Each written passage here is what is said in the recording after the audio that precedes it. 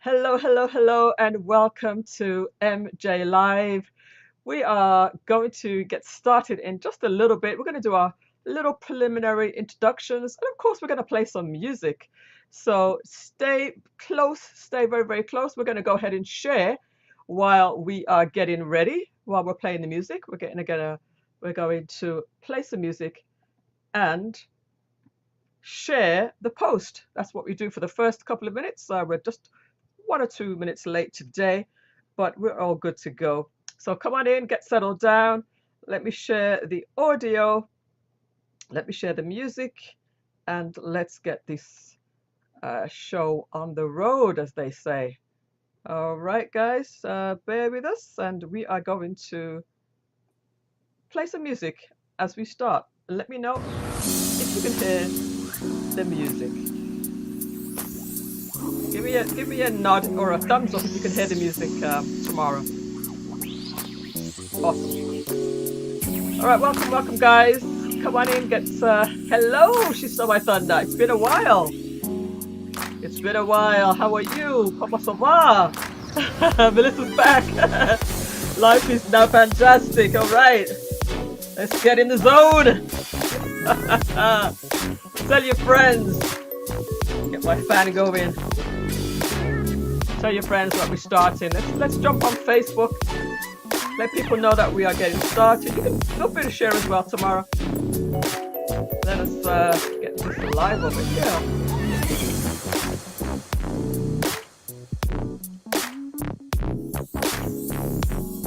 Hope you are all doing well. Bless up, Facebook user. Let's see who Facebook user is.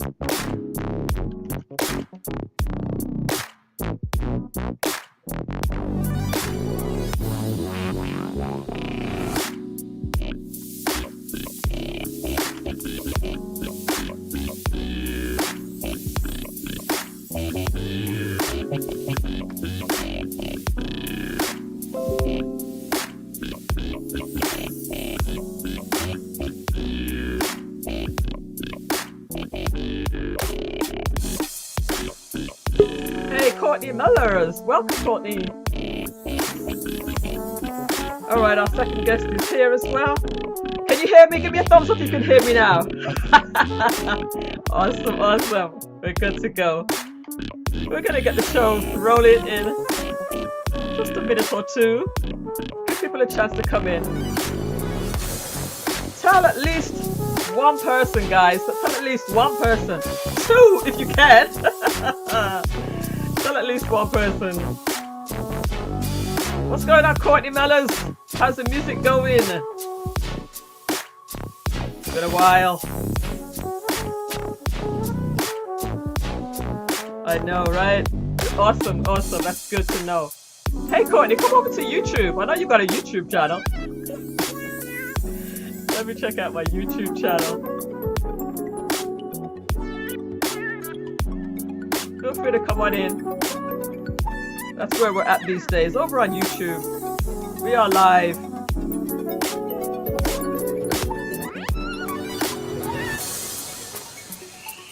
Yes, indeed. Let me just drop that right there in the chat for you over there on Facebook. Feel free to come on in, get settled down. We're about to get started. All right. Okay. Alrighty. Welcome, everybody. It's MJ Live, and we have another MJ with us today. Or we have another person representing MJ today. And we're going to have a very, very interesting, serious, and enlightening conversation today. I want to welcome each and every person that's in here tonight. I really, really appreciate that. And also, I'm going to be welcoming my guest in a little bit. But first, before we do that, big shout out to you, my dear. She stole my thunder. It's been a long time. I know she's back. I'm getting back. I'm getting back into the swing of things. Welcome to Courtney Mellors is also in the chats, and welcome to welcome to me because I'm here. Welcome to my guest in a little bit. I also like to make sure that I mention the sponsors who have sponsored the show over over the weeks, over the months, a little bit over a year now. Big shout out to Lascious Journey for sponsoring one of my first shows. Big shout out to YouTuber Lascious Journey. Go check her out. She's a investor. She's a YouTuber as well. Big shout out to Shayla. Shayla, the very generous Shayla, the mysterious Shayla who always gives and supports. Big shout out to Gail Lockett, the hostess or the moderator of all, the best moderator of all, always comes in and just takes over and helps us with the broadcast. Big shout out to Carl Sinclair, SingTech Cooling, right here in South Florida, has a air conditioning business. Big shout out to him. Big shout out to the Intentional Millionaire, who was one of my guests in my first season of 2021.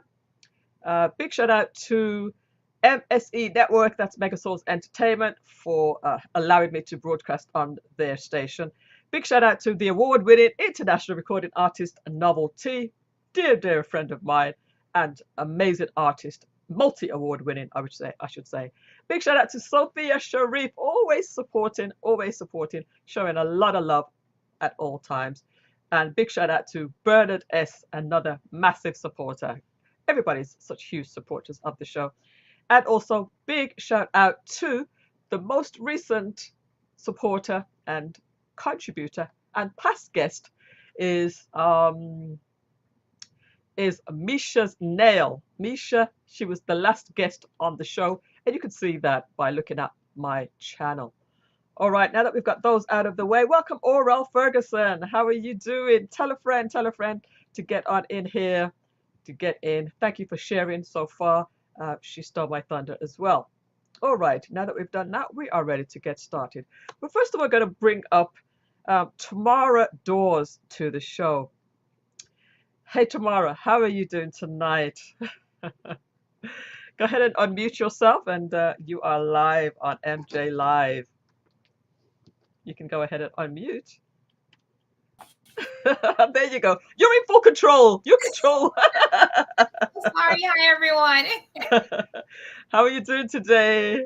I'm doing good. Thank you for inviting me on, and Nadine that will be joining us as well. Absolutely, I'm honored to have you. I know you're a busy lady. You have a lot going on. I met you several years now before the pandemic, and maybe a couple of years before that, through one of our mutual friends' networking workshops. Remember Paula Scott's workshop? Yes. And I saw that you were a woman of substance that has a lot of projects and activities going on. Can you just tell everybody that's listening a little bit about yourself before we get into the meat of today's discussion? So a little bit about me. I have an organization that's called J Scarlett Foundation, Inc., which is named after my deceased daughter, Mia. What we do human trafficking awareness training and presentations, victim support. We support the homeless, and that's important because about 64% of victims, sex traffic victims, reported being homeless at the time that they were recruited. We attend a lot of community fairs to spread awareness in the community. Just as a few of the things that we do. We have a youth summit that's online. The last Wednesday of every month, we have 3 workshops, 8 to 12, 13 to 18, and adults. And usually we have very interesting guest speakers on. And as you can see, I'm kind of talking about my organization and not myself. I see that you went straight over there, but that's okay. We're gonna get deeper into it. But just give me 1 or 2 other things about you that's nothing to do with all of the different organizations that you run. I know you are what you do, but it's so hard to talk about myself, but a little bit about me. I'm a doctoral candidate at St. Thomas University School of Law. I'm doing a doctorate in intercultural human rights law. I'm a mother. I am a community leader. It's just hard to talk about myself. I'm just Tamara. Okay, just here to serve. You really are here to serve. It's clear. Let me just ask you one thing. What do you do when you have downtime? What do you do for fun? I know it's probably with family, right? Yes, spending time with my children. That's my downtime. Okay, beautiful. All right. So let's go ahead and introduce. I want to allow you to introduce your the guest that you've invited along. So let's welcome Nadine to the show. Let me just go ahead and just double check everything. Is the sound good, everybody? Let me just get rid of this from the screen. Is the sound good, everybody? We can hear you. And I can hear you. Can you hear me? and let's do it like this. We're gonna put you down here like this. All right. So go ahead and introduce your guest, Tamara. So our amazing guest this afternoon is Nadine Cutnell. In 2020, a mutual friend of ours invited Nadine on one of my platforms where we were discussing human trafficking awareness. And that was inspiring to her. She said people have to be careful what they say because you never know how what you say is going to affect somebody who's listening. And there was something that I said that was instrumental, to her about just accepting your life the way it is. And sometimes life throws you stuff and you just have to use it and move on. So a month later, she decided to come on our platform and for the first time speak publicly about the fact that she was sex trafficked. And I remember her saying that my daughter Mia gave her a rebirth, and November 2020 was a new birth for her. And since then, Nadine and I have become very close friends, and she is one of her survivor advocates at J Scarlett Foundation, Inc. And thank you for joining us, Nadine. Thank you for having me. Absolutely. Thank you for joining us today. I know that you're also a busy lady, so we're going to jump straight into the topic today. And tomorrow, I've heard you speak on this topic a couple of times. And how long? Let's start with how long have you been involved in this what do you call it, in this it's not would I say industry? Is that correct to say it's a cause? Industry? I would say it's a Cause. Industry cause since 2019. 2019. And what was it that made you get involved with this specific cause? I took my son to PE at Village Multipurpose Gym. And one of the supervisors there, she know my background is human rights law. And she said, you know what, I see sometimes people that are not supposed to be here in the park, and she was afraid for the kids. She said, can you talk to them about human trafficking awareness? And I said, you know what, I have a master's in human rights law, but not specifically dealing with human trafficking. But I started doing a lot of research. And the good thing is that my law school has a human trafficking academy. So I contacted them and actually went back there and got recertified. But prior to my recertification, Liza, who is the director for the academy, she came with me to the Family Resource Fair in Sunrise. And while we were there spreading awareness about human trafficking, a young lady walks up to our table that was a survivor of human trafficking. That was my first time, seeing someone who had survived this heinous crime and putting a face to it. And after that, I kept, a lot of people kept asking me to speak at different cities or different events. And of course, I was upset with God because I'm like, how can you take my daughter and then want me to use her story to save other people's children? Because more than 50% of sex trafficking victims are kids.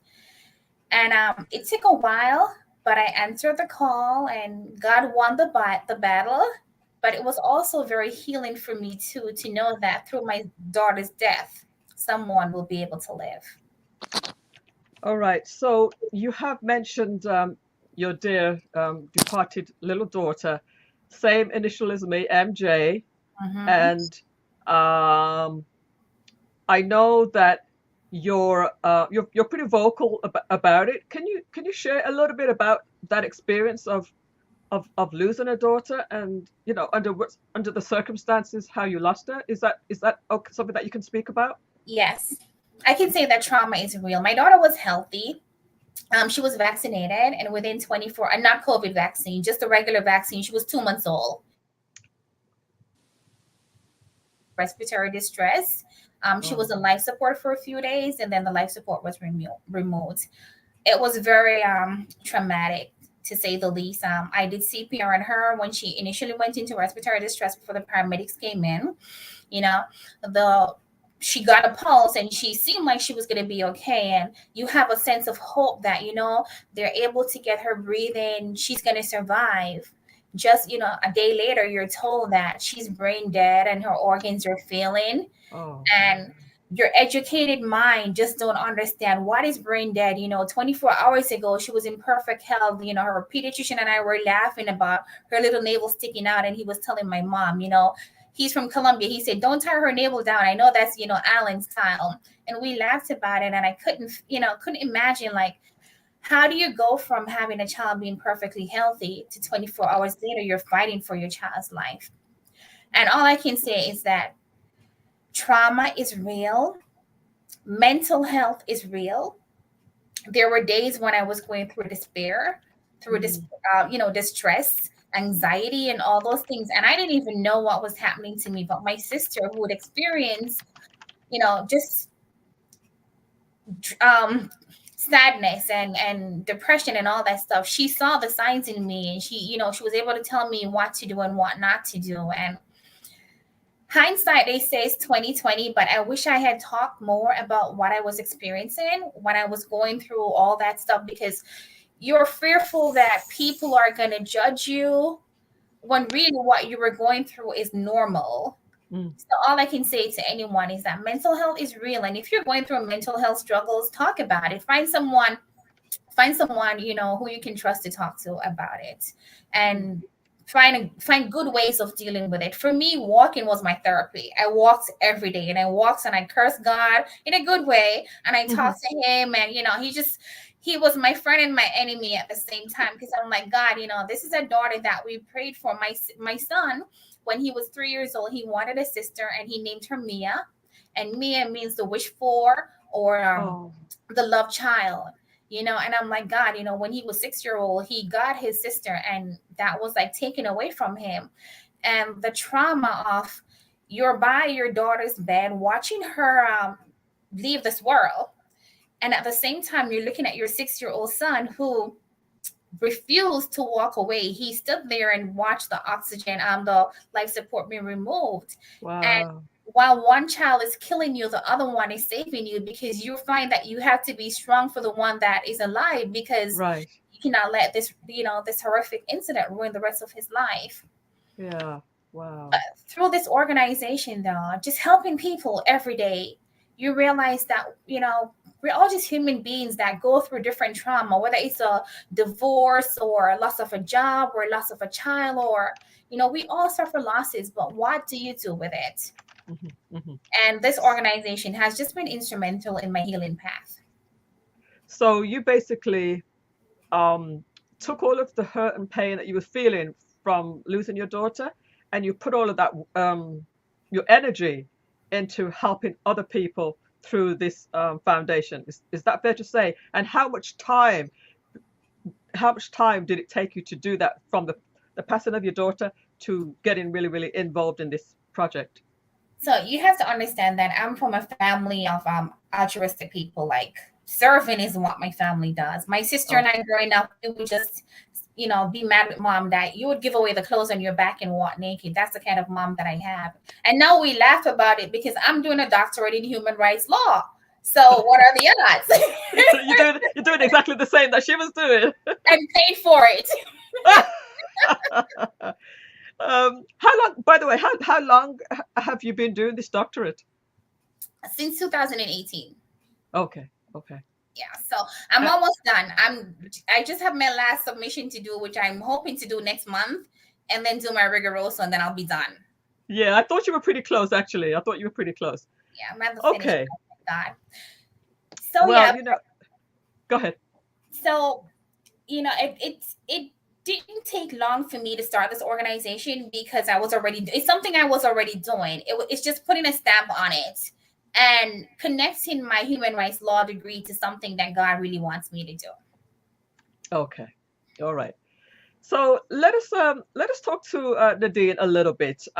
Nadine, Yeah. You said that when you met Tamara, you've kind of opened up to her and shared some personal information.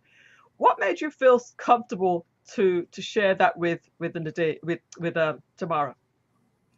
Well, like she said, we were introduced to a mutual friend of ours, and I attended her workshop. And when she talked about what she said, I come from a background of HIV. I worked in HIV for years. And we will always tell people that in the African American community, if we don't see the face of HIV that looks like us, that we don't believe that it exists and that we can die from this disease or we can live from this disease and live with this disease. And so I would say that repeatedly throughout the years that I worked in HIV, when I would do presentations and workshops and working with patients. And so what she said in her presentation was pretty much the same thing, that, people have to speak out. And you can't sit on this information because it does affect our community. It's affecting young women. And it just hit me like a ton of bricks when she said that, because it's like, this is what I've been saying all my life. And when I was getting out of being trafficked, I asked God, I said, one or two things. Either you're going to, kill me and let me die and be in peace, or I promise you, if you get me out of this, I will spend the rest of my life helping other young women who are struggling. And so they do that promise. And then what she said, it was like, okay, it's time for me to go ahead on and go public. People knew my story. People in my immediate circle knew my story. But the public didn't know my story. A lot of my extended family didn't know my story. Oh, So, yeah, she gave me the strength to be able to tell that story. wow. So we made a video tomorrow. And she posted that video to her site. But before she posted that video to her site, I asked her to send me a copy, and I sent it to extended family who I really wanted to share this with first before it hit the www, Yeah. And that's what I did. And like she said, we've become soul sisters for real. Right. Just sisters from another mother. We've helped each other out. She's helped me in my spirit, and Mia definitely has helped me in my spirit. So I won't say Tamara as much as Mia has. Oh, really? Yeah, Nice. this baby all kinds of ways. And hopefully I've helped her. So yeah, we've been good for each other. Okay. That's pretty interesting. We're gonna dig a little deeper into the stories and some of the experiences. And of course, you can feel as comfortable or anything that you don't want to talk about. Of course, we're not going to dig deep, because I'm coming in from the outside. Sometimes we may not know the correct words to say and the what's appropriate to ask. So help me out, all right, tomorrow on that point. So I All say right, this. I always say this when I do presentations, and tomorrow, and I say this. Like I said, I come from an HIV background in HIV education. And in that, we talked about a lot of taboo subjects. So in my quest, nothing is taboo. If you want to know it, ask it. I will always say before I would start an HIV presentation, if you leave the room and you are ignorant to anything that you have wanted to know or wanted to ask, that's your fault, because I'm here to answer all the questions. So again, I open myself up to that. Wow. Well, that's amazing. What you want to say, how you want to say it, just say it, and let's get the education out there and enlighten people, because people don't know. Okay. Beautiful, beautiful. All right, so we're going to get into some of the topics and some of the questions that we have to talk about today. So, Tamara, you've already sort of given us a very brief definition of what the foundation does. Can you just go into a little bit more detail into what J Scarlett Foundation does, and in particular relating to the human trafficking? Could you just go a little bit further? Sure. So we do the online training for the various age groups that I spoke about earlier. We provide victim support through pro bono counseling. We also have a peer survivor providing peer-to-peer support. We assist vulnerable families with food, etc., just to prevent them from getting trafficked for their vulnerabilities. And as I said, we increase visibility by going into the community and talking about it. Education is so important. And it's very important because there's more than 40 million victims worldwide and less than 1% are rescued. So if you don't know the signs, you don't know how to protect yourself and your loved ones from being trafficked. And also it's important because as most sex trafficking victims are Black girls. Oh, wow. So it's important that we spread this information among ourselves. Okay. All right. I'm going to be very specific now. Um, I want to answer. Well, first of all, I'm going to ask. You said that most of the girls that are trafficked are Black girls. Mhm. Why is that? It actually came out of slavery. You know, in colonialism, you had where white slave masters were selling their half Black daughters to their friends, and that hasn't changed. You know, Wow. now you have mostly Black girls are the victims, and about 70% of the buyers are middle class, blue collar white men. That has not changed. Where are these victims? Where are they? And you know, how does a young Black girl get trafficked? How does it happen? So victims are everywhere. It's important to know that traffickers are very patient. There's that grooming process where they find out what your vulnerabilities are. For instance, you need housing and that's why one of the reasons we serve the homeless and provide information to them. Because if you're homeless, someone might say to you, okay, I have somewhere that you can stay, but you need to do me a favor. That favor ends up being you selling your body to provide a roof over your head or to provide food for you to eat or clothes for you to wear. So the victims are everywhere. It could be a situation where on social media you put that hashtag I hate my parents, hashtag I want to run away, you know, whatever social media platform you're on. Traffickers are also on those platforms, and they're looking to, you know, they're like sidekicks. They kind of find out what your vulnerabilities are and they prey on it. So the traffickers are everywhere and victims are everywhere as well. Everywhere. Um, and so you're saying it's mostly homeless and runaways. Is that correct? Actually, not really. It affects all of us. If you think about it, 1 in 7 child receives sexual solicitation online. And it could be that, Melissa, you live in a gated community. Your children, you know, they're dropped off at school, they're picked up from school. However, they meet someone while playing, I'm just going to say Roadblocks, for an example. And that person invite them into a private chat room. Then that person asks them to meet them in person. What happens? Even though you have all these protections, the trafficker is able to permeate all those safety walls and get to your children. All right. So we're talking about uh, you know, let's just say, for example, let's say I had a daughter. She's Mm-hmm. she's 14 years old, right? Mm-hmm. And she's a middle class young lady. She's in a gated community, just like you said, right? Mm-hmm. And she gets into a chat room online, and then somebody starts to talk to her, grooming her. Their experience, of course, they know exactly what to say. Maybe her and I had a little bust up one day, and she's feeling like, oh, I hate my mom or whatever like that, right? Mm-hmm. And then she meets up with somebody. How does the trafficking part happen? I mean, are you saying that they take the child away? They like kidnap them? Or could you just explain that to me? Because So I'm a little confused. it could be that they take the child away, and it also could be that the child remains at home. So Because they could be trafficked while still living at home. Is that what you're saying? absolutely. See, Nadine is shaking her head. Absolutely.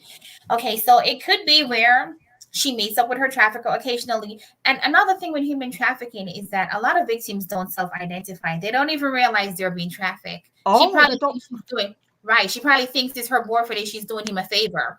Ooh, Nadine and I have a young lady that we were helping. She's a survivor of trafficking, and her mom was calling her the prostitution word, and that P word just like really hurt her because in her mind she was not a prostitute. right.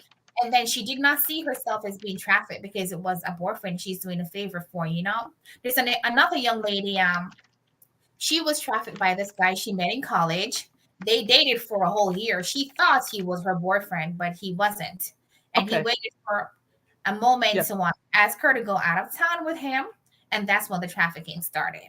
He started, asking for the favors to have sex with his friends and stuff like that. Okay. Let me let Nadine jump in here. Is this something that you're experienced? Is this something anywhere close to it, or because I'm sure there's probably lots of different type of scenarios, right? So Nadine, talk to us. Okay, so my situation, I was trafficked while I was at home. I was living at home. My trafficking started when I was 14 years old. Am I telling your story? Wow. Didn't get along with my mom. Okay. So we think it's, Tamara and I always relate back to Taken, the movie. Yes. And we think it's Taken. Right. It's not always Taken. Taken is a small percentage of what it is. Okay. With my situation, my story, it was my brother's brother-in-law.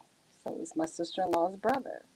And he groomed me for over a year. Having problems at home. I was 11 years old. And, hitting adolescence, being rebellious. And he became my friend and my confidant. Mm. But my mother never let me spend the night out of the house. That was just the rule that she had. And for a year, he would ask all the time, could I spend the night with his younger sister? And he would take us bowling. He would take us to the amusement park. He would take us to the movies, get pizza. And this is called the grooming process, right? The grooming process. Okay. Right. I was 11 and he was 30. Oh. And one day, my mom finally said, well, yeah, they could spend the night, and it had taken over a year. And the first night I spent the night at the house is when the sexual abuse happened, the first night. He had planned it all. They're very patient. They're very cunning. It's what they do. And he groomed me from 11 until 14, and that's when the trafficking started, when I was 14 years old. And I was home. I would go to school, and I would work in the evenings. I would work on the weekends. And just like Tamara said, I lost my job. You don't have any money. I don't have any money for gas. I don't have any money for food. Can you just do this just one time? Well, one time turns into two times. Two times. Hold on. Can I stop you? Can I stop you there for a second? Did you say that he said that he didn't have any money? You're doing him a favor so that he can buy food or buy gas. Is that right? Exactly. And so you considered him your boyfriend. Is that correct? That's what he was told. That's what he would tell me. Yes. Okay.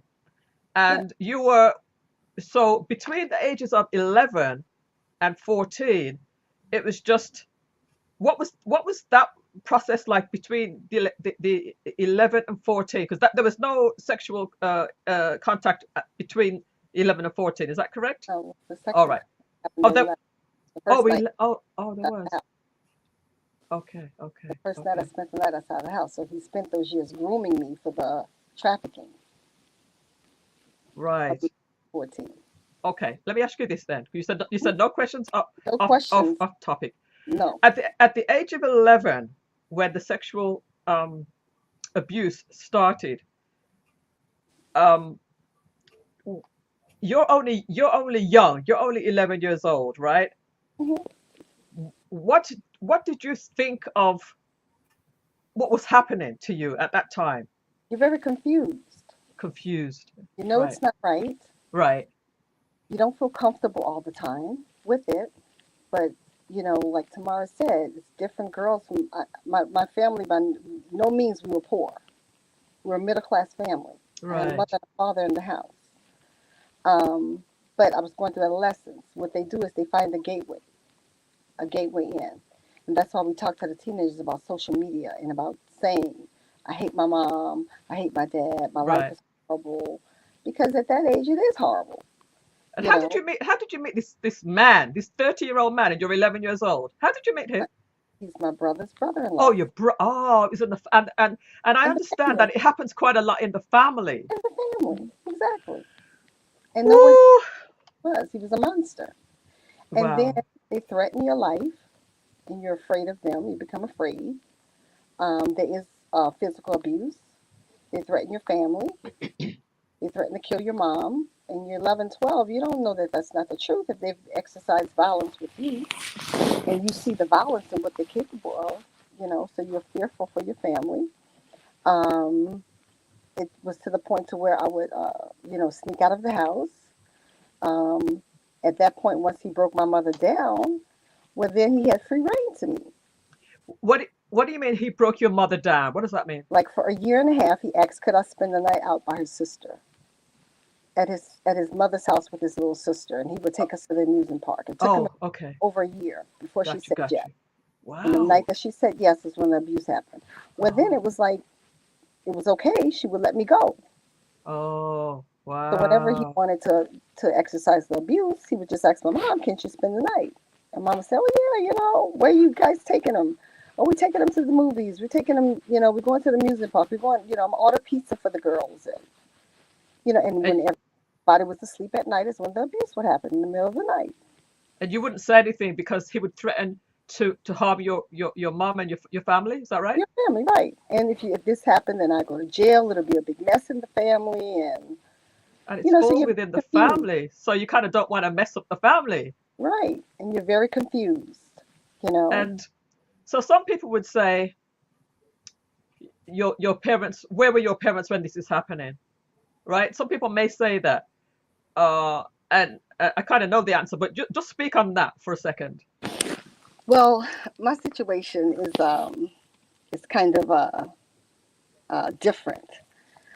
In the beginning, my parents didn't know about it, and my mother found out first, Mm, and then it became a secret within the family because you don't want to mess the families up because our mm, families, my brother's in-laws are very close with my family.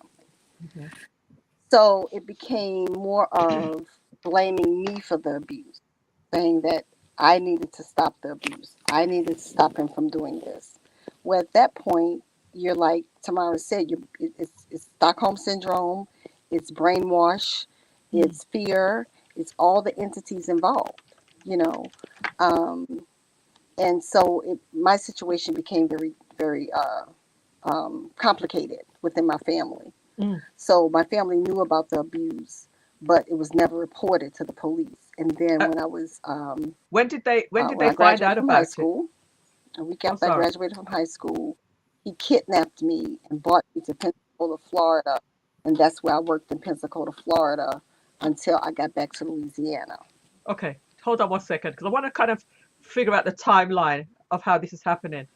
When did your parents find out about what happened? What was happening? Are you hearing me? Are we? Wait, are you going in and out? Is it me? Is it me? Tamara, can you hear me? I can't. Nadine, she said, Can you hear me?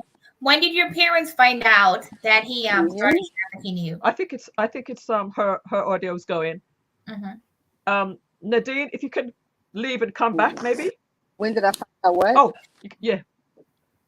When did your Um, parents find out about you being Okay, trafficked? so when did my family find out? yeah. Uh, my family never found out. My family assumed I ran away from home. No, when To you were this day, my family let it. Nadine, when you were 14, that's when your mom found out that you were having sex with this older guy and they didn't want to talk about it. Right.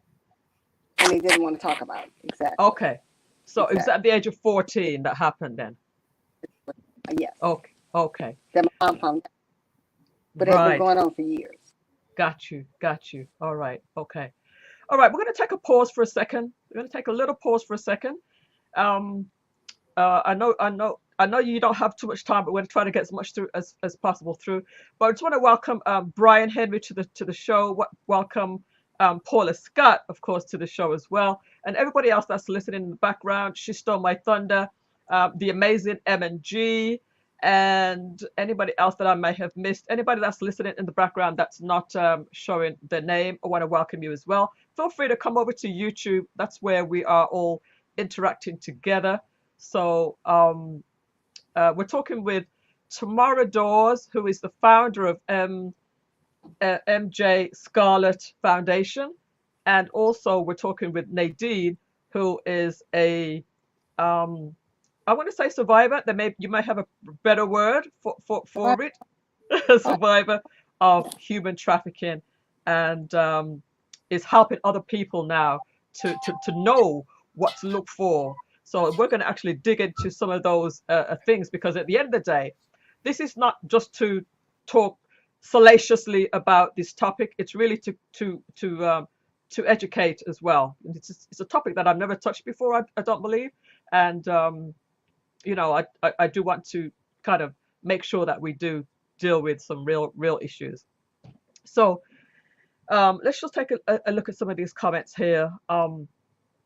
Aura says, it is true that older women are also used to help with human trafficking. We're going to talk on that point a little bit as well. Wait, what? She's still at home. This is a real sort of shocker to me, that people can still be at home and be trafficked. We want to talk a little bit more about that dynamic as well. Let's see. Paula Scott says, hello, ladies. Thank you for the work that you're doing. Absolutely. Thank you, guys. And Paula says, it's so scary. I have an 11-year-old girl and I'm truly paranoid. I talk to her about as much as I can, though. Time for her to sign up for your trainings. Absolutely. Every person, every girl, every boy should hear about it. And also, let's also make a note of does it happen to boys as well? Is it just girls, or does it happen to boys as well? I'll put that on the list of things to talk about, because I'm making notes as we're talking, guys. That's sad. Parents need to be accountable as well when they cover up this horrendous act. You're absolutely right about that. Parents' responsibilities, because obviously in this situation, this is what I want you to go into a little bit more. In your situation, Nadine, because this predator had done such a great job at grooming you ahead of time, your parents did not know what was going on for quite a few years, because he had done such a great job, right? And how can parents really keep a hold on their children? So that's gonna be the first topic we're gonna talk about when we come back in here. Let me just make sure I address every question here. Very sad, very scary indeed. My daughter is so shy and clueless about the real world. A 23-year-old. Wow, very, very interesting. Sheltered is what I guess we'll call that. But she needs to know about the real world, right? Tomorrow, so she should probably sign up for your classes too. One of the signs someone is a victim of human trafficking, and wants to get out. How should we intervene in a way that doesn't put ourselves in danger? We're going to get to that question as well. So let's go back to the parent situation. Let me bring in Tamara to talk on this. How can the parents be more vigilant over their young people, even though the predators are so skilled at this? How can the parents have more of a control? I would say to start by having open relationship with your children. Like in Nadine's situation, she was from a dysfunctional home, and her trafficker knew that. Her dad had issues, her mom had, his other issues. So the trafficker knew what was going on in the home, so he was able to navigate that. So Nadine, there was stuff that she couldn't talk to her mom about, But if we have honest, open relationship with our children and they can feel comfortable talking to us, if something like this happened, they will come to us. So parents, take charge of your home and encourage your children, talk to them. How was your day? Did you meet anyone new? If they're online, it's good to monitor it to make sure whatever safety features or apps you can put on their devices to ensure that they're safe. And there's no 100% parental control where apps are concerned. So your eyes as a parent and your instincts is going to be what will save your children. For instance, I know like Paula's daughter is 11 and she probably has devices and you're not going to be watching all the time. But sometimes you can go on her device and check the history of it to see, what she's doing on there. Um, you can maybe just say, what kind of games are you playing right now? So she can play the game with you so you can see what's going on with the game. Encourage them not to talk to strangers online because online friends are not their friends. It could be an adult on the other end of the line pretending to be a child. And then lower them into trafficking. So the main part of it is that parents have to take control of their home and really parent their children and not be so absent from them. Mm. What about trying to encourage like a big sister or mentorship or programs that are designed for self-esteem for young people? Something similar to what you're doing as well. Yes. What sort of programming does your program do? What sort of Well, subjects? we don't have self-esteem program by itself, but in our workshops we talk about that. There was a little guy. I think in March there was a young man that divulged to us that he was being bullied at school, and he asked us what should he do. So we, try to be mentors to them and whatever question they have. And that's one of the reasons why our youth programs are not recorded, because I want the youths to know that they can ask us anything and feel Hmm. comfortable that they're not going to be recorded. It's not going to be played afterwards. And Hmm. we'll give you honest answers as to how to protect yourself. And self-esteem is so important because that's one of the major vulnerabilities. A lot of young girls or young boys are looking for love and affection that they're not getting at home. And here's a trafficker, sneaking into their DM, trying to give them that love and affection that's missing. So we always encourage. And for me, like at the end of each session, I always tell the youth that, that you're perfectly and wonderfully made in God's image, and you don't need to change anything about yourself or try to fit in with your friends, because being unique is one of the most, important thing. So we do build their self-esteem on our youth platforms. Okay, what about boys? You said that most of the people that You guys hear me? are trafficked are girls, but what about boys? Boys are trafficked too. Boys are in high demand too. So, sadly, and trafficking begins at any age. And we didn't even get into all the different types of trafficking. Boys are trafficked for sex, but mostly girls. Where labor trafficking is concerned, you have mostly boys that are trafficked for labor as opposed to girls. There's organ trafficking as well. Oh, There's wow. domestic servitude. There's like different areas of human trafficking. And we can talk about the what human trafficking looks like outside of the sex trafficking. It Yeah. could be someone from South America who is here working on our Florida farms.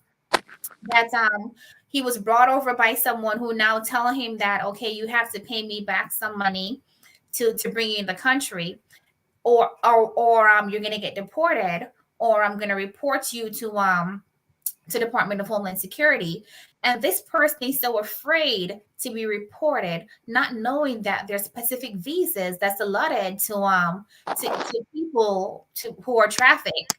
And he would not be in trouble for reporting it. You know, um, let's talk about the little girl from Haiti who was brought here with a promise that you're going to have a better life in America. You're going to go to school. But instead of being sent to school, she's at home working, cooking, cleaning, washing, and never start, see the light of school or be able to go out in the public.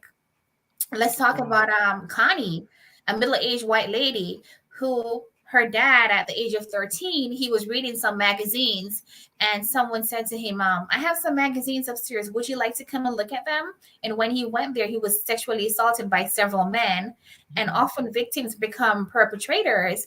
And he in turn sold his son and his daughter into trafficking.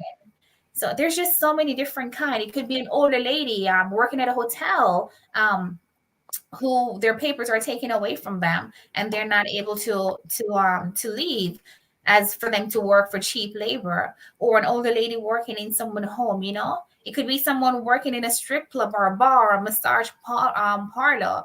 So there's like so many different aspects to trafficking. It's a doctor, because for organs to be severed, it has to be someone who has skills. And what about the doctor who is, selling organs on the black market? That's also human trafficking. So the dynamics of human trafficking is just so broad. There's so many different aspects to it. Wow, you just blow my mind right there. You're absolutely right. That when you think about it, there are so many different types of trafficking, and I've watched quite a few movies about trafficking myself, and it's always quite a disturbing type of show to watch. But we have the face at least of one person who was human trafficked, and we want to know the happy ending at least to this story, because I know that you're out of that situation now. So we want to bring back Nadine for a little bit and just talk about how you got out of the situation. Okay. First, I want to piggyback off of what Tamara was talking about with the young people and talking to your youth. Um, Most of my nieces, my nephews, and my girlfriend's kids, when they want to talk about adult issues, having sex, they call me Nana or Nanny. They say call your nanny or call your Nana, because they don't feel comfortable having those conversations. We have to feel comfortable having the conversations with our kids about sex. Yeah, You yeah, can't talk about how to be safe without talking about sex, you know? yeah, So you don't feel comfortable. And I tell families, if you don't feel comfortable, then send them to us tomorrow. Send them to me. yeah, You know, I'm very blunt. I put it on the table. yeah. This is what you need to do. This is what you need to watch out for. This is what you shouldn't do. So you have to have candid conversations with your kids. It's not about, the boogeyman and the bad people. Because it's not the bad people that the image that we put into their heads, the ones that they have to watch out for. They have to watch out for that uncle. They have to watch out for that family friend. They have to watch out for the man across the street. So we have to create honest dialogue with our children about what to Hmm. watch out for. Right. So in my situation, I was brought, like I said, to Pensacola, and I worked in Pensacola, and then I found out later that he sold me to another guy, and the guy kidnapped me at gunpoint and held me for a day and a half, 2 days. I don't remember how long it was, and threatened me for 2 days and did all kinds of other stuff. And then he dropped me off back at my work site with the person who I come to. My sister-in-law's brother. His name is Leroy. I say his name today because when you don't say the name, you give them power. Uh, So he dropped me back off, and so he felt like I was going to work for this guy. So he beat me up pretty bad. oh, And when I woke up in the hotel room, I had been saving money in a shoe a to quick plan question. my escape. Yes, ma'am. How old were you at this time? I was 18. Okay, wow. I was 18. When he bought me here, I was 17. I made All right. 18 in Oh, Florida. one other thing. I think that your necklace might be banging against Oh, the mic. okay. I think it's Let me see. something is giving us Okay. some There. static or resistance there. There. So,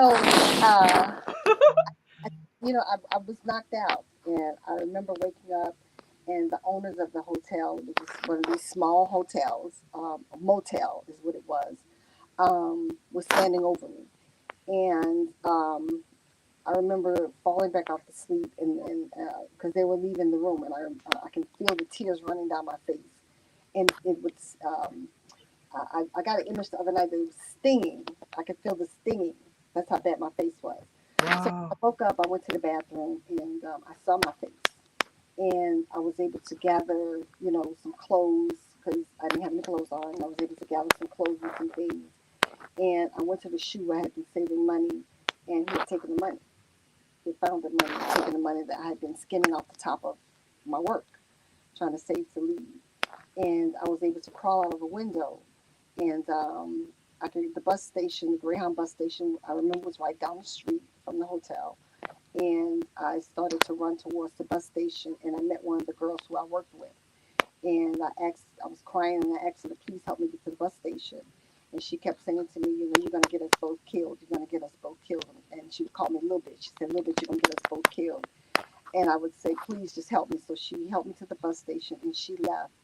And I went to the bus station, and I told them, I had been kidnapped, and I wanted to go home to my mom. And I got my mom on the phone, and somehow they worked out with my mom a bus ticket. and they put me on the bus to go back to New Orleans because that's where I'm from. And he drove up when I was sitting on the bus. You know, the bus sits at the bus station, whatever they're doing. And he drove up and he saw me on the bus. And he was beckoning for me to come off the bus, and I wouldn't. So he eventually got out of the car and came and knocked on the door of the bus and told the bus driver I was his little sister and I was running away and to open the door so he can get me. And I screamed to the bus driver that if he opened that door, he's going to kill me. And the people turned around and, of course, they saw my face, you know, and they started telling him that he needed to drive off. So he told him, he said, you know, if you don't get away from the door, I'm going to call the police. And he went and got back in his car and still was threatening me, you know, doing this to his neck, that he's going to kill me. And I was crying, and, you know, people on the bus were telling the bus driver to pull off and telling me don't look at him. And he did. And finally he pulled off. And there was this man and this lady on the bus who took care of me. Just when at the first stop that the bus got to, she went with me to the bathroom and helped me clean my face up and finish putting the clothes that I had, because I just had my shoes in my hand and the clothes, and she helped me finish putting my stuff on and helped me clean my face up. And when I came out, the guy had got me some food to eat from the gas station because I had no money. And they rode with me until the lady got off on her stop, and she asked the gentleman, you know, was he going to go the rest of the way with me? He said, yeah. So he went the rest of the way with me until I got back to New Orleans, and my brother, Kenneth, was waiting for me at the bus station. And I went straight to college. I got in his car, stopped by my mom so my mom could see me. They had my clothes hacked for college, put my clothes in the car, and I went straight to Southern University in Baton Rouge the next day. And Okay. I was forced to assume a normal life. Okay. Okay. So we're having some issues with the sound. I'm so fascinated that I'm just letting it slide right now. I don't know what it is. I don't know what it is. Yeah, maybe if you just hold that away from anything else. Is that better? That is absolutely better. Okay. Let's do that. Let's do that moving forward. But the story's fascinating. I can visualize it. I can visualize it. So gosh, I've got so many questions for you. And I know that you said you only had an hour. How much time do we have with you? How much time you need? We need some more time. We need some more time. Because you talked about some things that I want to just go back to now. And again, I'm asking as an ignorant person here. Please. Number one, obviously you were kidnapped. So did you not have a cell phone? You didn't have a cell phone, correct? Wasn't cell phones back then. Wasn't even beepers back then. It was still payphones. Okay, got you. All right. And how difficult was it to get out of that room? Because you said you was held by gunpoint. How difficult was it to get out of that room away from him to run to a cell phone, or you just didn't have any money? Just he had sold me to this other pimp, and he kidnapped me at gunpoint and held me in this this abandoned hotel. They boards on the windows and stuff, and it was where he kept his girls.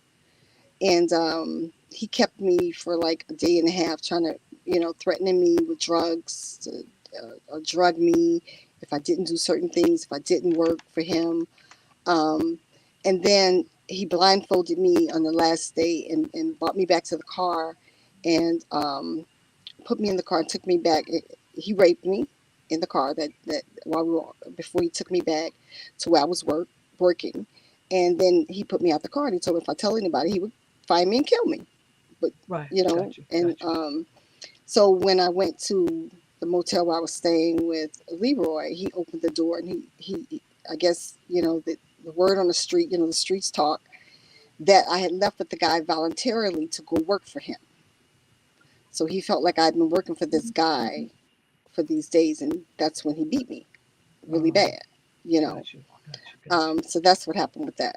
So Melissa, basically there were two different pimps fighting over her. Her original pimp thought that she ran away to go work for someone else when that person had actually kidnapped her at gunpoint. And then Got he you. later brought her back to her original pimp, who beat her up for leaving. Right. Wow. That's crazy. That is so That's crazy. the way the game happens. So how long ago did all this happen? Because it sounds like this was back in the what, 70s or so, No, this was 60s, this happened in 85, 1980 85. me. Um, but I was able to get out of it. I went to college. Okay, Uh, right there. Hold on. So you literally said after this happened, I went to college, like in the same breath, it wasn't the right? same. Right? How does one in the mind? How does one mentally deal with something that's been going on in various different ways from the age of 11 to 18, and then almost like the way how you said it, just go to college? How does that happen? I'm glad it did. Well, you have to process a different way. You have to.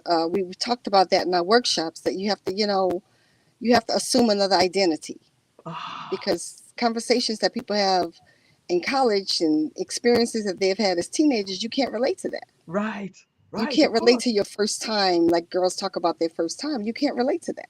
Right, And right, then right. you have to assume the identity of another person because no one knows your life and Yes, where you've been and what you've been through. right, So right. you become That makes someone else. sense. It's almost like you have multiple personalities. You become someone else. But Um, that's for survival. Like now, that makes total sense. You just have to just decide, I'm going to be somebody else. I'm exactly. leaving. I'm leaving this person behind, and I'm somebody else now. Is that the way how you looked at it? That's just the way it is. That's just Oh, it is. That's just the now, way it is. but how did you deal with it mentally though? Because it couldn't have just been as easy as that. Well, he started stalking me when I was in college. He came from Pensacola, and they want you to come back and work, because you're the income. You're Mm-mm. the income. That's the Yeah, income that's gone. yeah. And he started stalking me at school. And I remember he would, tell me all the time that he was going to kill me. And my mother always talked about her cousin that was killed and they never found her body. And so I would always ask him, if you kill me, please leave me somewhere so my mom can find my body. And he would always tell me, if I kill you, I'm not going to, your mom will never find you. So this particular day, he had been stalking me and stalking me. And this particular day, he was harassing me, and there was a window, a big window pane in our day area of my dorm that I lived in, and there was a payphone downstairs. And he would come to that payphone and call me, call the dorm, my suite, and someone answered the phone. He asked to speak to me, and they would come get me. And this particular day, I got on the phone, and he was, telling me he was going to kill me if I didn't come downstairs, if I didn't leave with him right away, blah, blah, blah, like he did all the time. And I remember hanging up the phone, and I went and got dressed. I put on my favorite outfit. I made my face up. I put on all the jewelry that I wanted, that I felt that my mother would be able to identify me with. Mm, And I told him that, and I said to God, either I'm going to die today or you're going to get me out of this, you mm, know. mm, And he called, and the girl came and got me, and I went to the phone, and I told him, I said, I'm ready to die. I'm mm, tired. mm, mm. So if you're going to kill me, I only ask that you leave my body somewhere where my mom can find my body, you know. Um, and my roommate came in, and I was crying, and she said, what's going on? And I was pointing to him out the window, and she grabbed the phone, and she was like, is he harassing you? And she was from Detroit, and she had a switchblade. Mm. And she just started cursing him out and talking to him crazy. And she said, this is why you're not going to class. This is why you won't go eat, because of him. Because I would just come to my room in the evening, and I was afraid to leave my room. I wouldn't go to class if he was calling me and I knew he was on campus. I wouldn't go to class. I was missing classes. And she just started talking to him crazy. And I was like, he's going to kill you. You can't talk to him like that. He will kill you. And she was like, using nice language with him. And she pulled out her switchblade, and she, put it across her throat out the window. And she was like, I will cut you from ear to ear. And, she grabbed me by my hand, and she was like, let's go downstairs. We going downstairs now. And I was like, no, we can't go downstairs. He going to kill us. And we got down there, and he was gone. And I saw how she spoke to him. And I'd never Right, talked to him like that before. right. So it empowered me. Yeah, So the okay. next time I talked to him the same way, you know? You just need someone to stand up to him. Exactly. And the fact that I had told him I was ready to, because all before I would be like, don't kill me. Please don't kill me. But I said, I'm ready Right. to die. So if you want to kill me, all I ask is that I would tell him that just put me somewhere my mom can find my body. That was it. And eventually it stopped. And Eventually he stopped coming. so it sounds as if you kind of took your power back. You started to take your Oh, yeah. power back. And once you did that, it's like once you what it's like staring down a dog, right? You stare down a Right. dog and they sometimes back away. Right. But They once you are took dogs. what's that? They are dogs. Oh yeah, yeah. Once you decided, you know what, I'm not scared anymore. That's when he decided, you know what, she's no use to me anymore because you basically started to be more powerful than he could handle. And that's what abuse is about. Abuse is about power. Power and preying on the weak, preying on Right. the scared, the Abuse vulnerable. is power. Like Once you like stand up to abuse, it's like it becomes disinteresting to them because it's about the power. that's why the self-esteem is so important. Yes. Let me bring Tamara back for a little bit. Now I know that you obviously talk um, to your young girls in your workshops about self-esteem and about power. Can you give more examples of what things people should look for when you know these predators are out there? What are these young ladies to look for specifically? And actually, our workshop has both boys and girls. Okay. So some of the specific things, it could be, we talk about online. That's one of the prominent ways it happens. I mean, last week on the news or 2 weeks ago, you see where there was a teacher in Miami. He was actually selling drugs to his students on Instagram in exchange for sex.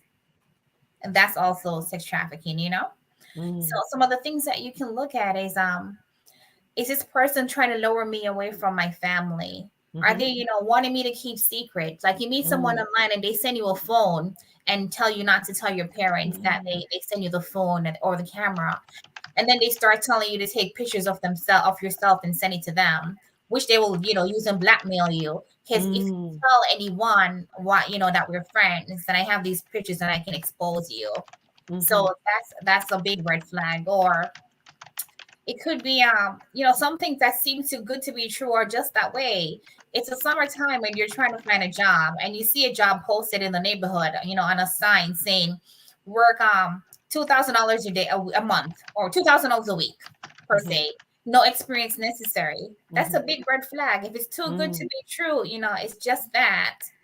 Um, Other red flags, you need housing and someone tells you do them a favor, like, or other survivor victim Chimera, she grew up in a foster care system. She actually went to 50 different homes mm, and she found her biological mom.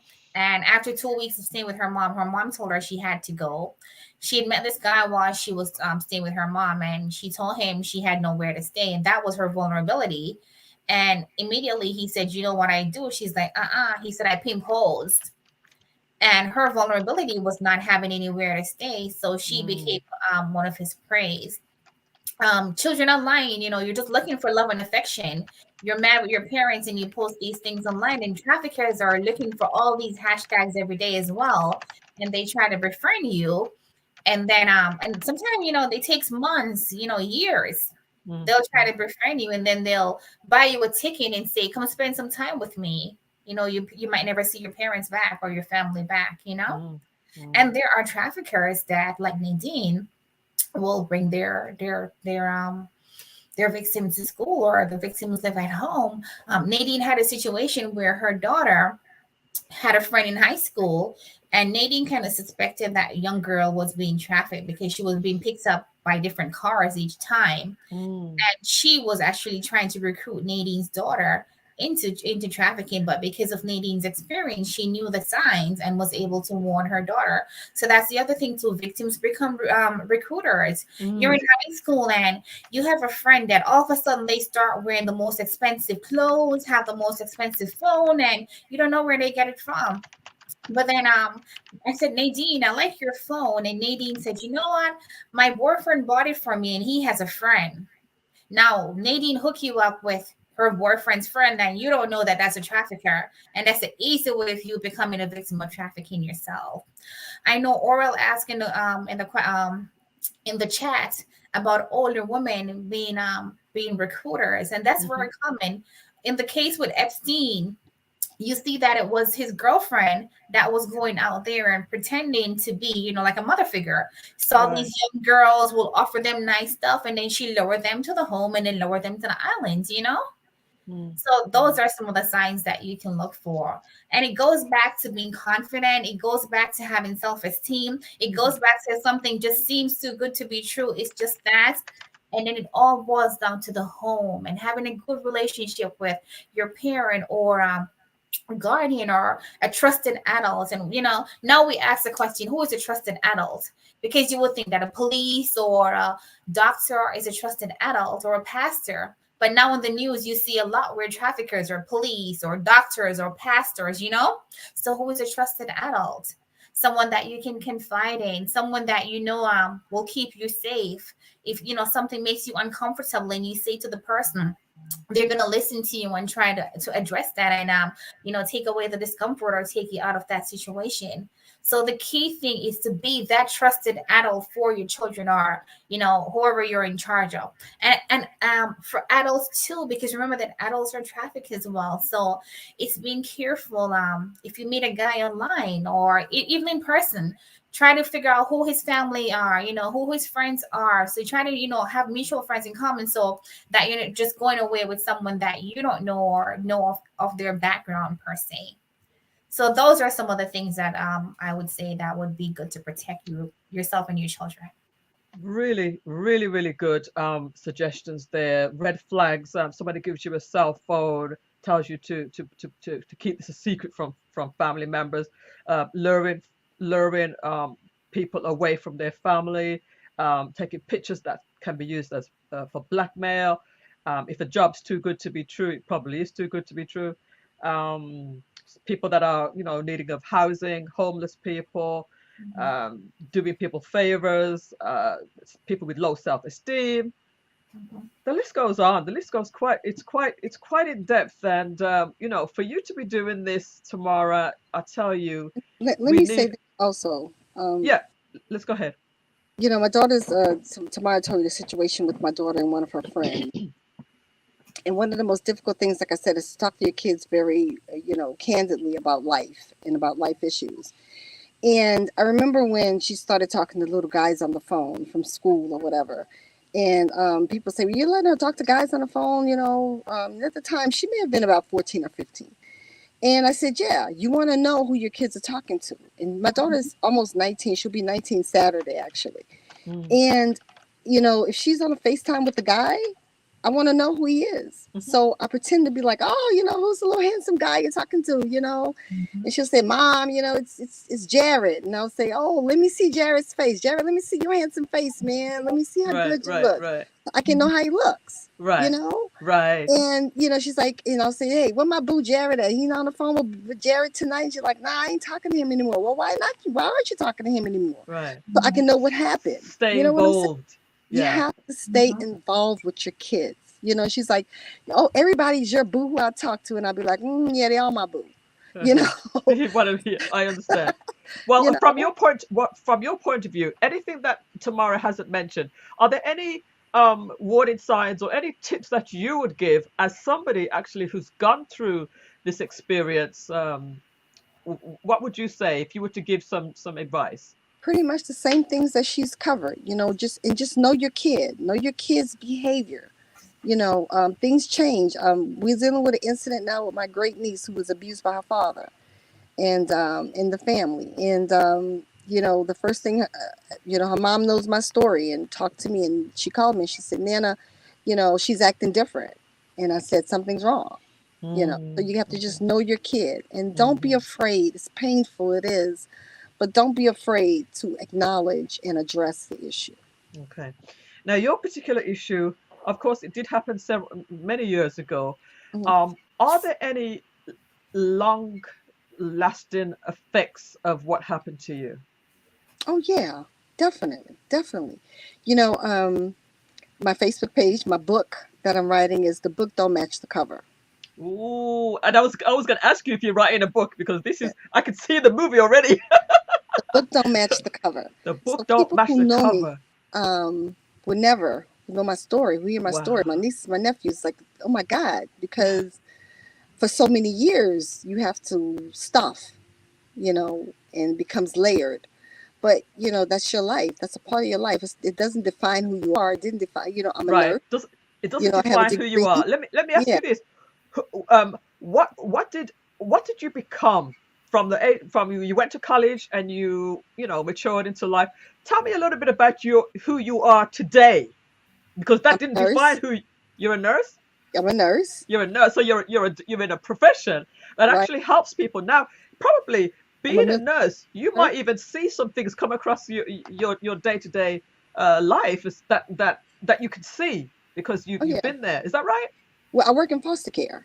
I Oh, work you're in working foster for us. care. Yeah. Oh, wow. Before I worked in foster care, I worked with women and children who infected by HIV for years. Got you. Got you. I Got you. work with domestic violence. I work with sexual abuse survivors. Oh, Mara and wow. I have worked together to do a peer support group for human traffic survivors. Got So you. I've worked in the social service arena because that's what I promised God, right? If you let Oh, me get out of yeah. this, I will spend the rest of my life. Wow. Yeah, yeah, So yeah. We need to see that book. We need to see that book. Wow. yeah, Wow. so Okay. That's a pretty decent story. I mean, yeah, just to know that you've actually survived and thriving because you're right, you're you're paying it back now. right, That's exactly. that's that's amazing. That's amazing. All right, let me see. I have some little notes that I've been making as we're talking. I want to make sure that I've covered everything because we're getting close to wrapping this up now. Melissa, Um, while you're looking at your notes, I just want to say that human trafficking does not discriminate. It affects men, women, boys, and girls of all socioeconomic condition, all races. It affects everyone, and a lot of people want to know why you don't run away. Because you're not really in physical chains. But human trafficking is called modern day slavery because there are more people now enslaved with human trafficking than in any other time in history. And Nadine talks about Stockholm syndrome, which is something I often talk about. It's also called trauma bond, where mm, you start identifying with your captors. And yeah, you can report them, but oh, you feel bad because on one side he's the worst person in this world for doing this act to you, but on the flip side he's a good person that provides you a home, that provides you food, that provides you clothes, and you're not going to report them because then you're going to lose all that stuff that you need to survive. And another thing, I know people ask Nadine this. I didn't hear you ask. Why didn't your parents come looking for you? You said you were kidnapped. Why did my parents come looking for me? Mhm. Well, because they didn't want to disturb the family. They didn't want to ruin my brother's marriage and my brother's relationship with his wife. So they didn't want to start a ruckus in the family. did it ever So come I out was later being later vulnerable. on in life? Did it ever all come out What? about what happened to you? Did it ever come out? Af- They knew much that I much was in later. Florida with him, but they thought I had their thing was I ran away with him. Mm. You know, did anybody ever report it to the police? No, no one came looking for me the whole time I was there. You What know, about now? I mean, what are the statutes of limitations on something like this? well, God got justice. He actually died of AIDS some years ago. Wow. God's merciful and he's just. He's just. He died of Okay. AIDS. He died a miserable death by himself, living in a halfway house by himself in his sleep of AIDS. Now his family doesn't say that, but at the time, I was working in the HIV arena, so I knew what it looked like, and I saw him one day, and I knew that he was infected with AIDS. Um, Jeez. yeah, and he died. So, but my family never, to this day, they don't acknowledge it. And Right. so I don't. My mother's deceased, and my Okay. father's deceased, but I don't talk to my brothers Right. because no one acknowledges it. No one talks about it. And my brother, Okay. whose brother-in-law it was, we definitely don't talk to each other or deal with each other. Did you have a lot of anger after this happened, and Oh yeah. depression, and Oh do yeah. you, Still do. because when you said that he God has a way of dealing with it, and he basically died of AIDS, you kind of had this big smile on your face. Do you feel like that's vindication for you? Oh yeah. Yeah. Definitely. It was Okay. wonderful when it Okay. happened. And It is you what know, it is. my mother said to me, when he died, my mom, I went to my mom's house that evening. I'll never forget. And she said, they found Leroy dead this morning. And I was like, good. It's about Mm, time, mm, And she yeah, was like, yeah. how can you say that? That's Michelle's brother. And I was like, really, Mom? Mm, You mm, know, yeah, yeah, really? yeah, But that's how we deal with it, particularly in African American families. yeah, We don't. I can only talk about our families. We don't talk about the issues of yeah, sexual yeah, yeah, abuse yeah. and violation of our children, and we should. Right. We don't talk about that in our homes. All right. Melissa, Well, thank you. I wanted Nadine to talk about the runaway part, particularly because 1 in 3 runaways within 48 hours of running away become a victim of human trafficking. So, and a lot of time for Black girls, they don't come looking for us because we're labeled as runaways. Whereas if it's a, Caucasian, you'll see that Amber Alert on your phone right away, right? Right. Yes. And just also to answer your question, that there's no statute of limitation on human trafficking. Okay. Okay. So you could report it if you chose to, But except he's for dead now, so justice away. except for he died. God is Except for good. he died. All right. So let me ask you this then. Starting with you, let me start with Nadine first. Mhm. Um, what would be your final words of encouragement for young people, or anybody that could possibly get involved in in human trafficking in whichever form? What type of encouragement could you give? That you don't have to stay. And this does not define who you are, because a lot of, and I would say the majority of us, I can't speak for 100% of nothing, but the majority is the shame and the guilt. It's the shame and the guilt of having to, become a part of society. What is my family going to think? How are people going to look at me? And, even when I decided to come out, almost 2 years ago, it was the And same speak thing. about it. Yeah, so it's the shame and the guilt. And so I would tell them that you can't let that stop you from being free. You have to be free from people. And once you get free from people, and I became totally free from people that year, it was truly a rebirth for me. It doesn't Wow. matter what anyone thinks of me or who I am. I know who I am. I Right. define who I am. You know, so it's the shame and the guilt. You can't let that stop you from getting out of the situation. And the other thing is, you can get out of the situation. And one reason why I wanted to tell my story was, look at me. Look Right. at me. The book Yeah. don't match the cover. Yeah. Yeah. Yeah. So you Yeah. can be whatever you want to be and come out of it and be this phenomenal human being. You always want Right. to go to college, go to college. You always want to, take that trade up, take that trade up. Whatever you want to do. I have kids now. Yeah. You Yeah. know, Yeah. I tell the story, and that's a whole nother show. I had an abortion throughout the trafficking. And the night I had the abortion, he raped me repeatedly. So when I went back to the doctor, he said I would never be able to have kids again. I have two beautiful Oh, children now. wow. So Wow. anything is possible. It's what I tell them. Right. Right. Wonderful. Wonderful. Well, I want to thank you so much for being so open and candid with us today. I think that if somebody hears this, and I would encourage you to let your young person listen to this, or go to tomorrow for her workshops and so forth, just to get the information. Just talk about it. Make sure you have an open conversations with your young people. Tamara, um, what would you say, as just to wrap this up and put a bow on it, as far as there was one topic that we didn't really touch about too much. So, in your sort of summary, can you just talk about how people can get out if they are, let's say, trafficked because of work, or because somebody's trying to hold them against their will because of visas and stuff like that? Because it's So not. I don't think it's as easy. It's as easy, right? they can call the Human Trafficking Awareness Hotline and report it, and they'll route them to the nearest, to the 911 in their area for help. And if you're from Broward County, there's Nancy J. Cotterman Center. They provide you a caseworker that helps you with everything. So they'll assess your need. If you need a visa, they'll help you with that. If you need shelter, whatever you need, they'll assess you. If you need counseling, they'll assess you and help you with your needs. So it's really easier than you think.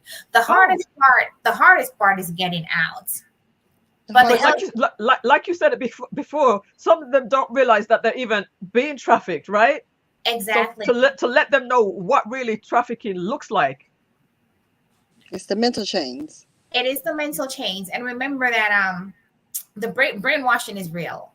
Yes. Brainwashing is real, and a lot of people don't realize that they're being trafficked. So if you see someone that's being trafficked, you can call the hotline number, which is, I'll tell you the number. It's 800-373-7888, or you can text Be Free.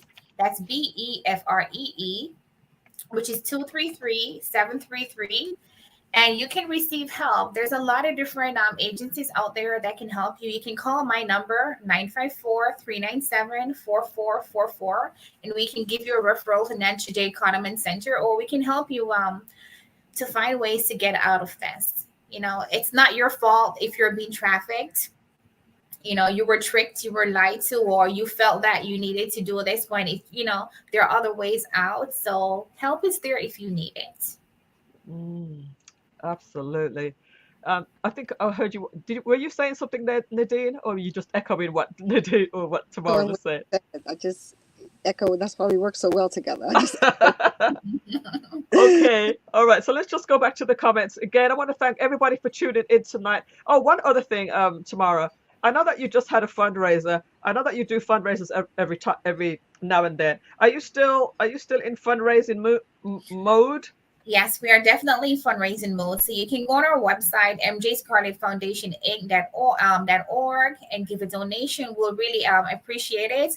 Actually, going back to foster kids, on July 16, we're co-sponsoring an event.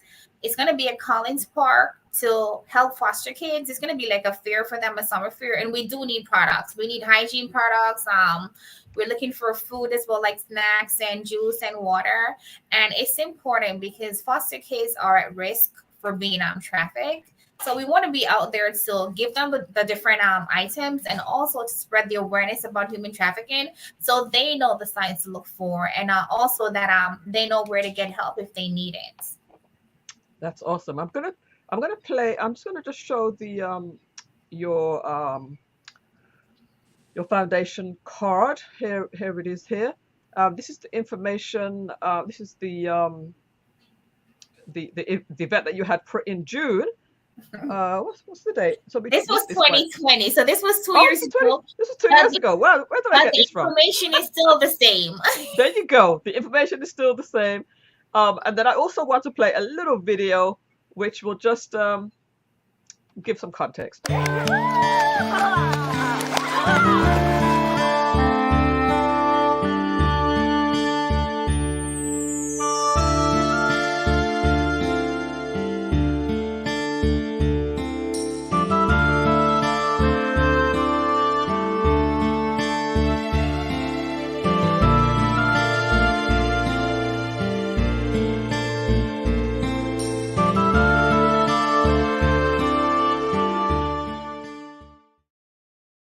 Shows how long I've been rocking with you, man.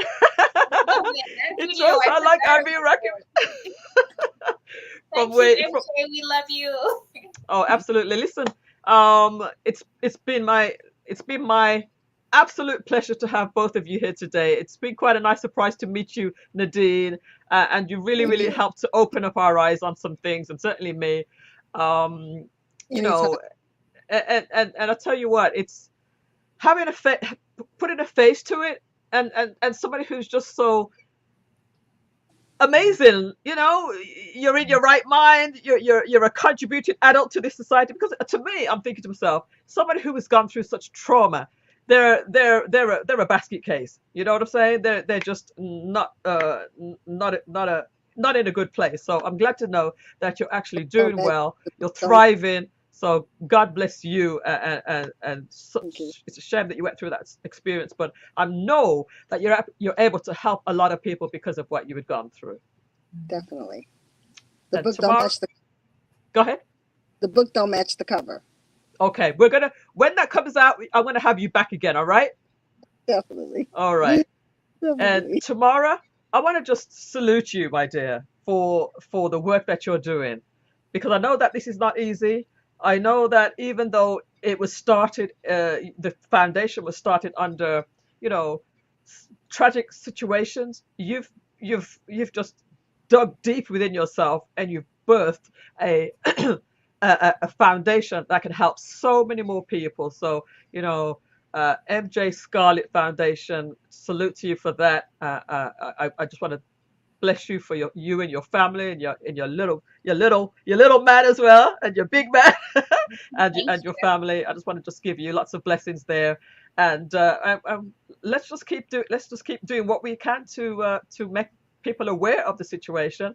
Any final words you. from my guest? You know what? Trauma bond is what Nadine and I share. I went through the trauma of my daughter's death, and she went through the trauma of trafficking. But God has united us to be able to do something bigger than both of us, and to really help other people. So out of something really bad became something beautiful. And Nadine, I just thank you for being my sidekick. Hey, always. Same here. Love you to life. All right, guys, we are going to. For listening. We really appreciate you joining and learning, so you can share this with others. Thank you, And everyone. please out to MJ Scarlett, you guys. Any type of support would be wonderful, or if you have questions, she is absolutely phenomenal. Absolutely. All right, guys, we are going to say good night. We're going to go out with my theme song, and as we do, I'm just going to just pull up your comments on the screen if I've missed anybody. Thanks for all of you guys who tuned in tonight.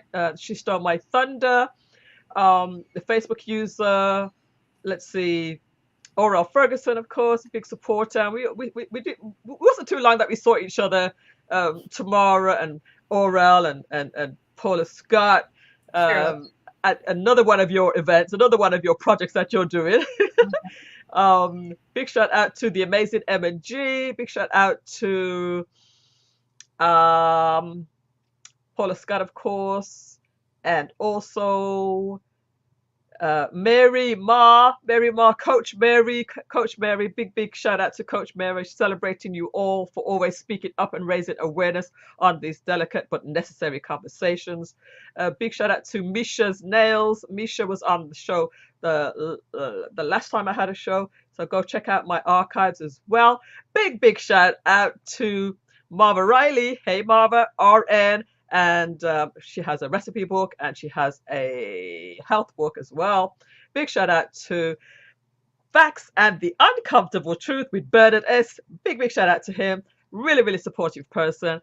Just getting out of class for school. Peace to everybody. Big shout out. Thank you so much for tuning in.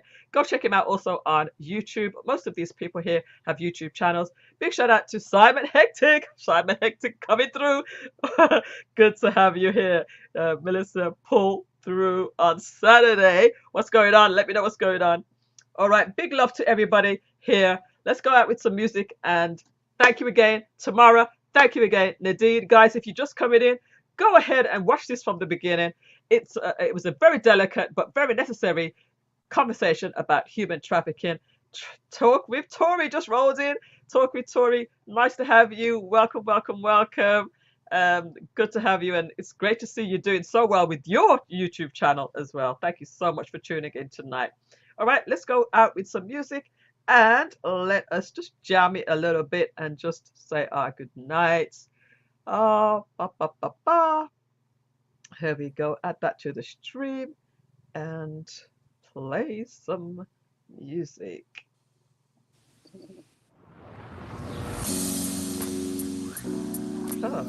Just shimmy over to the other side there, Nadine. Shimmy over. There we go. All right. Yeah, this was a good show, man. This was very good. Wow. It's been a long time coming, Tamara, right?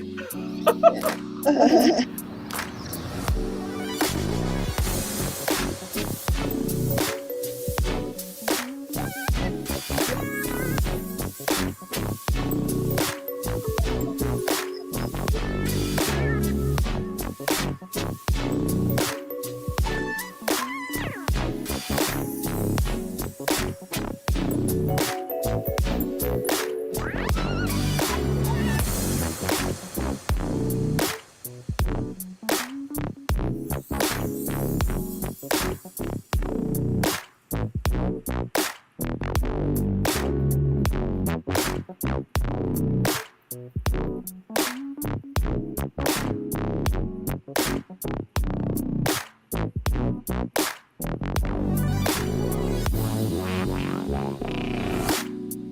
we didn't even talk about schools, what schools are doing. We'll have part 2 of this coming up. Yes. We'll talk about that. Yeah, wow.